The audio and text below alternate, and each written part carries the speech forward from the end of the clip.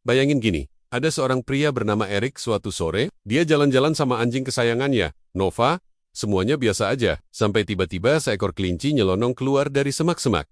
Refleks dong, Nova langsung ngejar. Masalahnya, tali kekang di tangan Eric kelepasan. Ya sudah, anjingnya kabur entah kemana. Eric panik, langsung lari ngejar. Tapi, seperti hukum alam, makin dikejar, makin kencang larinya. Nova hilang dari pandangan, terus menghilang begitu saja. Eric cari ke sana kemari, nanyain tetangga, bikin poster, bahkan ngajak teman dan keluarga ikut bantu. Hari berganti hari, seminggu lewat, tetap nihil. Bayangin aja, tiap malam dia pasti mikir, coba tadi tanganku lebih kencang pegang talinya. Coba kelinci itu nggak nongol di saat yang sial itu.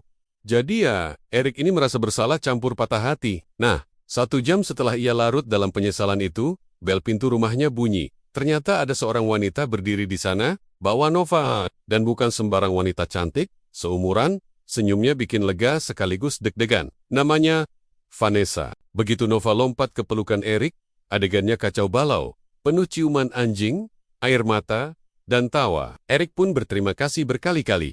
Habis itu, mereka ngobrol sebentar. Ternyata nyambung.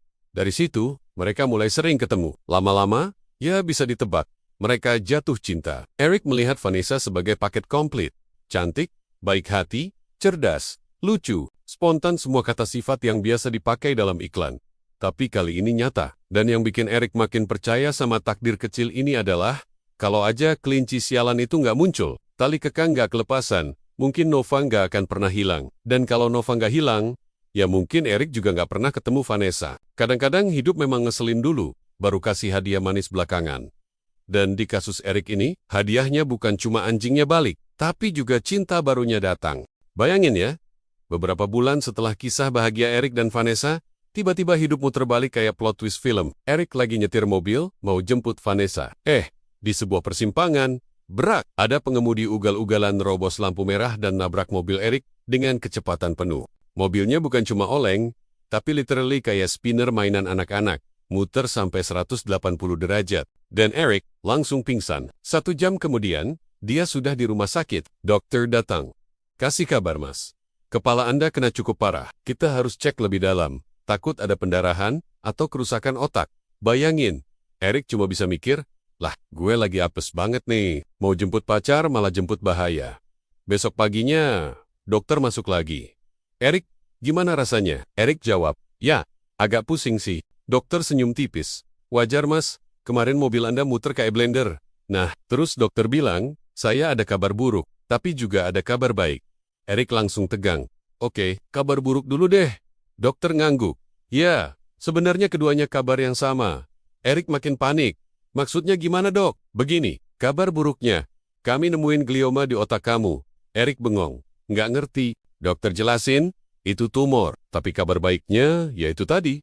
Tumor ini ketemu gara-gara kecelakaan. Tanpa kecelakaan, kamu nggak akan pernah tahu sampai terlambat. Sekarang kondisinya masih jinak. Bisa dioperasi, peluang sembuh besar jadi banget. Kecelakaan yang nyaris bikin hidupnya hancur. Justru jadi alasan kenapa nyawanya bisa selamat lebih lama. Ironi level 2. Eric sendiri bingung. Di satu sisi marah karena ditabrak. Di sisi lain, kecelakaan itu literally nyelamatin hidupnya. Dia jadi mikir, lah, ini hidup kok bisa selucu ini ya? Yang kelihatan sial ternyata hoki. Yang kelihatan hoki, bisa aja ujungnya sial don dari Saitu. Eric sadar, kita nggak pernah benar-benar tahu makna dari setiap kejadian sampai waktu membukanya pelan-pelan. Singkat cerita, seminggu kemudian operasi otaknya sukses. Eric pulang dengan bekas luka di kepala, kayak bonus tanda kenangan. Beberapa hari setelah itu, dia jalan bareng Vanessa dan Nova. Jalan pelan, tarik napas panjang, kayak lagi bilang ke dunia, oke, hidup. Gue ngerti maksud lo, gue nggak bisa nebak, tapi gue siap. Nah, dari kisah Eric ini, kita bisa ambil satu hal. Kadang hidup itu bukan soal baik atau buruk, tapi soal gimana kita memberi makna pada setiap tabrakan, kehilangan, atau bahkan kebetulan yang nyebelin. Karena bisa jadi, yang kamu anggap malapetaka, ternyata jalan pintas menuju keberuntungan. Kalau kamu ngerasa cerita ini ada nyantolnya sama hidupmu, jangan lupa kasih like, bagikan ke teman yang butuh perspektif baru, tulis pendapatmu di kolom komentar, dan tentu aja, subscribe channel ini biar nggak ketinggalan kisah-kisah absurd, tapi penuh makna berikutnya. Karena siapa tahu, tombol subscribe itu juga salah satu kecelakaan kecil yang bisa nyelamatin harimu.